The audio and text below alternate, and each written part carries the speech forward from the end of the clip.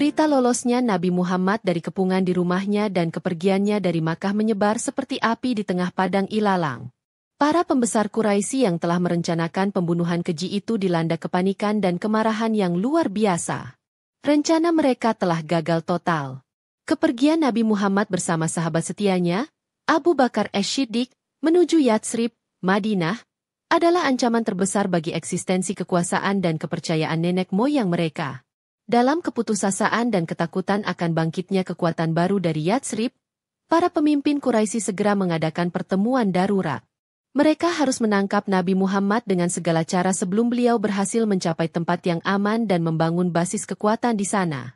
Maka, lahirlah sebuah ide licik yang didasarkan pada keserakahan manusia, yaitu sebuah sayembara besar yang diumumkan ke seluruh penjuru negeri. Pengumuman itu pun disebar dengan cepat ke setiap kabilah di sekitar Makkah. Barang siapa yang dapat membawa Muhammad, hidup atau mati, kepada kami, maka baginya hadiah 100 ekor unta merah. 100 ekor unta merah pada masa itu adalah sebuah kekayaan yang luar biasa, setara dengan harta yang bisa mengubah nasib seseorang dan keluarganya menjadi bangsawan kaya raya. Hadiah ini sengaja dibuat sangat besar untuk memancing setiap pemburu, prajurit, dan ahli jejak yang paling hebat sekalipun. Seketika, gurun pasir yang tadinya sepi menjadi ramai oleh para pemburu hadiah. Setiap orang yang merasa memiliki kemampuan, baik dalam lacak jejak maupun dalam bertarung, segera mempersiapkan kuda dan senjata terbaik mereka. Mereka semua tergiur oleh iming-iming kekayaan yang fantastis, bermimpi untuk menjadi orang yang berhasil menangkap sang nabi dan mengklaim hadiah terbesar dalam sejarah Makkah. Di antara sekian banyak orang yang mendengar tentang sayembara itu, ada seorang pria bernama Surakah bin Malik. Ia berasal dari kabilah Bani Mudlij dan dikenal luas sebagai salah satu ahli jejak paling ulung di seluruh Arab. Tak hanya itu, Surakah juga merupakan seorang pejuang yang tangguh, penunggang kuda yang andal, dan memiliki postur tubuh yang tinggi tegap. Ia adalah perpaduan sempurna antara pelacak dan pemburu. Saat berita sayembara itu sampai ke majelis tempat Surakah sedang duduk-duduk, ia langsung merasakan jantungnya berdebar kencang. Pikirannya dipenuhi bayangan 100 ekor unta merah. Namun, ia adalah orang yang cerdik. Ia tidak mau orang lain tahu niatnya, karena ia ingin hadiah itu menjadi miliknya seorang. Ketika seorang pria datang dan mengaku melihat 3 orang di kejauhan yang ia duga adalah rombongan Nabi, Surakah dengan cepat menyangkalnya dan berkata bahwa itu mungkin rombongan lain yang ia kenal. Setelah berhasil mengelabui orang-orang di majelisnya, Surakah diam-diam pulang ke rumahnya. Ia tidak ingin ada seorang pun yang curiga. Ia menyuruh pelayannya untuk menyiapkan kuda terbaiknya dan menunggunya di balik sebuah bukit. Ia juga mengambil baju zirah dan senjatanya secara sembunyi-sembunyi.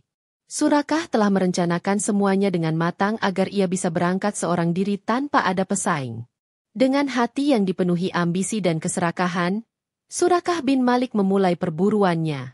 Ia memacu kudanya dengan kencang, mengikuti petunjuk samar yang ia dengar sebelumnya. Keahliannya dalam membaca jejak di atas pasir membuatnya dengan cepat menemukan arah yang benar. Dalam benaknya, ia sudah sangat dekat dengan kekayaan yang tak terhingga. Ia merasa yakin bahwa dirinya lah yang ditakdirkan untuk memenangkan sayembara besar itu. Sebagai seorang Arab pada masanya, Surakah masih memegang beberapa kepercayaan tradisional, termasuk mengundi nasib menggunakan anak panah tak bersayap yang disebut azlam. Sebelum benar-benar jauh meninggalkan wilayahnya, ia berhenti sejenak. Ia mengambil kantung berisi 3 anak panah azlam. 1 bertuliskan, lakukan. 1 bertuliskan, jangan lakukan. Dan 1 lagi kosong. Ia ingin meminta petunjuk nasib tentang perburuannya kali ini. Dengan tangan sedikit gemetar karena antusias, ia memasukkan tangan ke kantung dan menarik sebatang anak panah. Ketika ia melihatnya, yang keluar adalah anak panah bertuliskan, jangan lakukan. Ini adalah pertanda buruk yang jelas menurut kepercayaannya. Seharusnya, ia menghentikan niatnya dan kembali pulang. Namun, bayangan 100 ekor unta merah telah membutakan mata hatinya. Ia menggerutu, merasa tidak puas dengan hasil undian itu. Surakah mengabaikan pertanda pertama itu. Ia kembali memacu kudanya, meyakinkan dirinya bahwa undian itu hanyalah kebetulan. Namun, setelah beberapa saat, keraguan kembali menyelimutinya. Ia berhenti lagi dan mengulangi proses undian nasibnya. Untuk kedua kalinya, anak panah yang keluar dari kantung adalah anak panah yang sama. Jangan lakukan. Pertanda buruk itu kini datang 2 kali berturut-turut. Seharusnya ini menjadi peringatan yang lebih keras baginya. Namun, keserakahan Surakah sudah mencapai puncaknya. Ia menjadi marah pada anak panah itu, seolah-olah benda mati itu sengaja menghalangi jalannya menuju kekayaan. Ia melemparkan anak panah itu dan memutuskan untuk tidak lagi mempedulikan pertanda apapun. Tekadnya sudah bulat. Ia akan terus mengejar Nabi Muhammad, apapun yang terjadi. Surakah terus memacu kudanya dengan kecepatan penuh, membelah padang pasir yang luas. Keahliannya sebagai pelacak akhirnya membuahkan hasil. Dari kejauhan, ia melihat 3 sosok bayangan kecil yang berjalan perlahan. Itulah mereka. Nabi Muhammad, Abu Bakar, dan seorang penunjuk jalan. Jantung Surakah berdegup kencang. Hadiah besar itu kini sudah di depan mata. Dengan semangat yang membara, ia mencambuk kudanya agar berlari lebih kencang lagi. Ia ingin segera menyergap mereka sebelum ada pengejar lain yang datang. Jarak antara dirinya dan rombongan Nabi semakin dekat.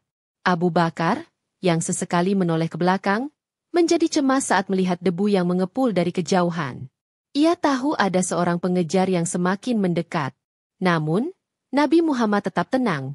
Lisannya terus melantunkan ayat-ayat suci Al-Quran tanpa menoleh sedikit pun.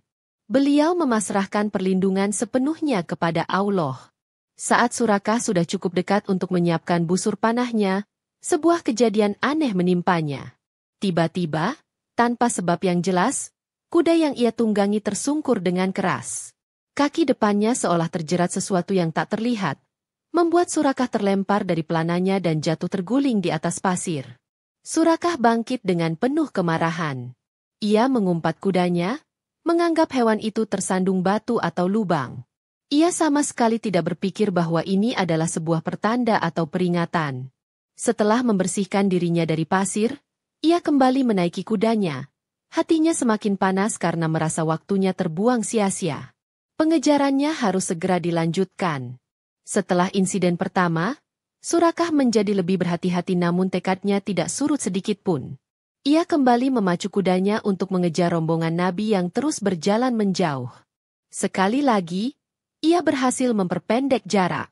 Kali ini ia begitu dekat hingga ia bisa mendengar dengan jelas lantunan ayat suci yang dibaca oleh Nabi Muhammad. Inilah kesempatannya, pikirnya. Ia mengangkat busurnya, memasang anak panah, dan bersiap untuk melepaskannya. Namun, tepat pada saat itu, keajaiban kedua yang lebih dahsyat terjadi. Kedua kaki depan kudanya tiba-tiba amblas ke dalam tanah pasir yang keras, seolah-olah ada tangan raksasa yang menariknya dari bawah. Kuda itu meronta-ronta, namun kakinya terbenam hingga mencapai lutut, membuatnya tidak bisa bergerak sama sekali. Surakah kembali terlempar dari kudanya. Kali ini, ia melihat dengan mata kepalanya sendiri bagaimana kaki kudanya ditelan oleh bumi. Kepulan debu tebal membumbung ke udara akibat kejadian itu. Sekarang, Surakah tidak bisa lagi menyalahkan kudanya atau menganggap ini sebagai kecelakaan biasa. Tanah yang ia pijak adalah tanah yang keras dan padat. Mustahil bagi seekor kuda untuk amblas begitu dalam. Rasa takut mulai menjalar di dalam hatinya. Keyakinannya yang tadinya kokoh kini mulai goyah. Ia sadar bahwa ada sesuatu yang tidak beres. Ia sedang berhadapan dengan kekuatan yang tidak terlihat, sebuah perlindungan gaib yang menjaga orang-orang yang ia kejar. Ia mencoba sekuat tenaga untuk menarik kaki kudanya keluar dari pasir, namun usaha itu sia-sia belaka. Di tengah keputusasaan dan rasa takut yang memuncak, Surakah akhirnya menyerah. Ambisinya yang membara untuk mendapatkan 100 ekor unta kini telah padam, digantikan oleh kesadaran bahwa ia sedang melawan kekuatan yang jauh lebih besar dari dirinya. Ia sadar bahwa orang yang ia kejar bukanlah orang biasa, melainkan seseorang yang dilindungi langsung oleh Tuhannya. Niatnya yang tadinya ingin membunuh atau menangkap kini berubah menjadi keinginan untuk menyelamatkan diri. Dari kejauhan, ia melihat rombongan Nabi terus berjalan dengan tenang. Dengan suara gemetar, Surakah berteriak sekuat tenaga, "Wahai orang-orang yang ada di sana, tunggulah. Aku Surakah bin Malik.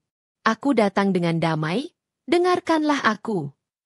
Ia berteriak memohon belas kasihan dan jaminan keamanan. Ia berjanji tidak akan menyakiti mereka dan akan menghentikan pengejarannya. Mendengar teriakan itu, Nabi Muhammad berhenti. Abu Bakar, yang masih diliputi kekhawatiran, berkata, "Wahai Rasulullah, pengejar ini sudah menyusul kita." Namun Nabi dengan tenang menjawab, "Jangan takut, sesungguhnya Allah bersama kita."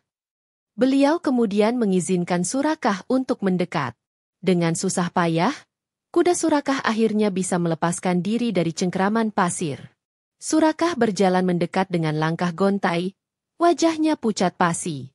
Ia menceritakan semua yang terjadi padanya, mulai dari undian panah yang ia abaikan hingga kudanya yang terperosok 2 kali. Ia mengakui bahwa ia kini yakin bahwa Nabi Muhammad adalah orang yang dilindungi.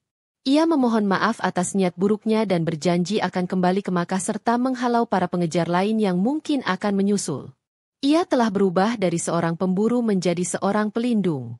Setelah menyatakan penyesalannya, Surakah masih merasa butuh pegangan. Ia tahu bahwa suatu saat nanti, agama yang dibawa oleh Nabi Muhammad akan meraih kemenangan. Untuk itu, ia meminta sesuatu yang bisa menjadi bukti dan jaminan keamanan baginya di masa depan. "Wahai Muhammad, tulislah untukku sebuah surat sebagai tanda keamanan antara aku dan engkau," pintanya. Nabi Muhammad menyetujui permintaan itu. Beliau kemudian menyuruh Amir bin Fuhairah, pelayan Abu Bakar yang ikut dalam rombongan, untuk menuliskan surat jaminan keamanan bagi Surakah. Surat itu ditulis di atas sepotong tulang atau kulit kering. Sebuah dokumen sederhana namun memiliki makna yang sangat besar. Surakah menerima surat itu dengan tangan gemetar, menyimpannya sebagai benda paling berharga. Setelah memberikan jaminan keamanan, Nabi Muhammad memandang Surakah yang masih berdiri dengan takjub. Kemudian, dari lisan beliau yang mulia, keluarlah sebuah mukjizat dalam bentuk perkataan, sebuah nubuat atau ramalan yang terdengar sangat mustahil pada saat itu. Rasulullah berkata, "Wahai Surakah, bagaimana perasaanmu jika suatu saat nanti engkau mengenakan 2 gelang kebesaran Kisra?" Surakah terperangah. Kisra adalah gelar untuk Kaisar Agung dari Kerajaan Persia, salah satu dari 2 negara adidaya di dunia saat itu. Bagaimana mungkin dirinya, seorang Arab Badui pengejar hadiah, bisa mengenakan perhiasan paling mewah milik seorang kaisar yang begitu berkuasa? Pertanyaan itu terdengar aneh dan tidak masuk akal. Namun, Surakah hanya bisa terdiam, menyimpan kata-kata itu di dalam hatinya. Ia pun pamit dan kembali ke Makkah, menepati janjinya untuk menyesatkan para pengejar lainnya. Surakah bin Malik memegang teguh janjinya. Setiap kali ia bertemu dengan rombongan pengejar lain dari Quraisy, ia akan berkata, "Aku sudah memeriksa seluruh area ini. Tidak ada jejak Muhammad di sini, kembalilah kalian." Dengan begitu, ia berhasil menjadi pelindung bagi orang yang tadinya ia buru.